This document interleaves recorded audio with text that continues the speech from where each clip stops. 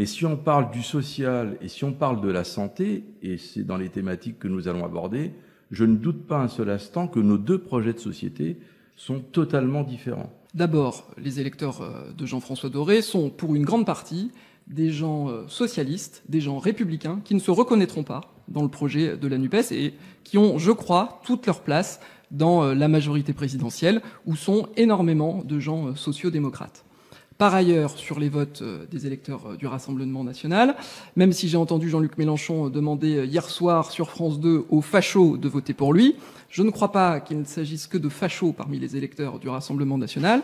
Et beaucoup d'électeurs qui sont allés vers le Rassemblement national dénoncent un ras-le-bol, mais dénoncent aussi un besoin d'ordre qui n'est absolument pas représenté par le parti et la coalition menée par Jean-Luc Mélenchon. L'ordre de M. Darmanin au Stade de France est un exemple flagrant où c'est la faute de Mélenchon. On en reparlera. À Angoulême, il y avait beaucoup plus d'abstentionnistes que de gens qui sont allés voter. Mais Angoulême n'est pas Caracas et la première circonscription n'est pas le Venezuela. Et donc, moi, j'en appelle à l'ensemble des électeurs à se mobiliser parce que le choix, il se fait dans les urnes, il se fait pas dans la rue après les élections, contrairement à ce que Jean-Luc Mélenchon et la NUPES voudraient essayer de déclamer régulièrement. Monsieur Macron gouverne avec 5 ou 6 personnes en conseil de défense, tel le roi, on ne sait pas ce qui s'y passe, et ça tombe, et vous êtes obligé de voter en cadence tout ce qu'il propose sans participer à la loi, je vous ai pas interrompu.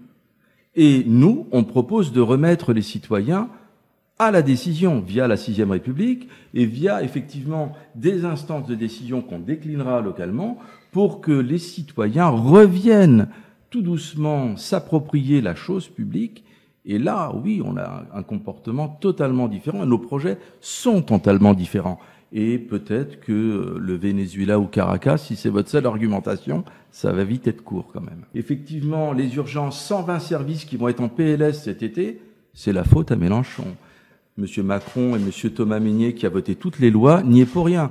En 2019, Madame Buzyn vous a demandé de remettre les urgences en état. 3 ans après, le bilan, c'est elles sont obligées de fonctionner en mode dégradé. Parlons-en. Qui a mis le désordre? Il y a peut-être eu quelque chose qui s'appelle le Covid-19, une pandémie mondiale. Qui a mis le désordre? Mélenchon. Mais vous plaisantez. On n'est pas au pouvoir. Vous êtes au pouvoir et Macron y est depuis 10 ans puisqu'il était dans le gouvernement Hollande. C'est lui qui est responsable.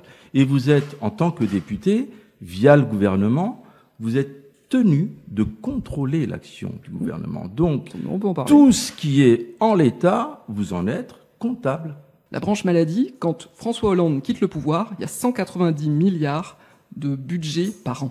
Quand nous finissons ce quinquennat 5 ans plus tard, la branche maladie, c'est 240 milliards de financement par an. 50 milliards de plus. Jamais, à aucun moment, la France insoumise n'a voté ces augmentations de budget pour l'assurance maladie. C'est assez amusant que vous parliez de faire revenir des soignants en les payant mieux, parce que les députés France Insoumise ont tous voté contre les mesures du Ségur de la Santé qui permettent d'augmenter une infirmière de 200 €. La preuve, elles se sont toutes carapatées dans le privé.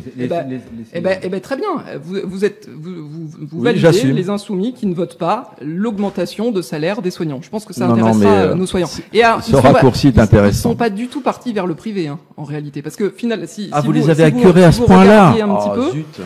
Les infirmières à l'hôpital public sont un peu mieux rémunérées que dans les cliniques. C'est facile de dire on va mettre les médecins autour de la table. Vous aviez 5 ans pour le faire et c'est le même qui décide tout seul d'en haut avec son conseil de défense. Un coup j'autorise les masques, un coup je les autorise pas, un coup je les oblige, un coup il les faut pas. Mais vraiment, et vous pensez que les gens vont vous croire? Ils vous ont vu à l'œuvre pendant 5 ans. Ils vous ont vu à l'œuvre. Alors proposez des choses concrètes, cohérentes.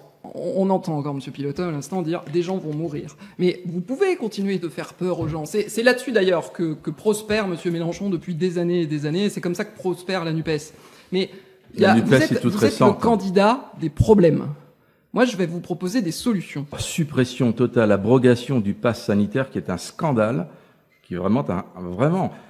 Mais vous vous rendez compte dans quelle société liberticide M. Macron nous a mis? On peut reprendre les lois de sécurité globale, les lois de séparatisme, les lois justement d'urgence sanitaire où on tue toujours les libertés. On sait aujourd'hui que le vaccin Il empêche les maladies graves, mais il n'empêche pas la transmission. Ce pass vaccinal sera abrogé si on arrive au pouvoir. Mais donc vous n'êtes pas anti-vax? Mais non, je suis vacciné.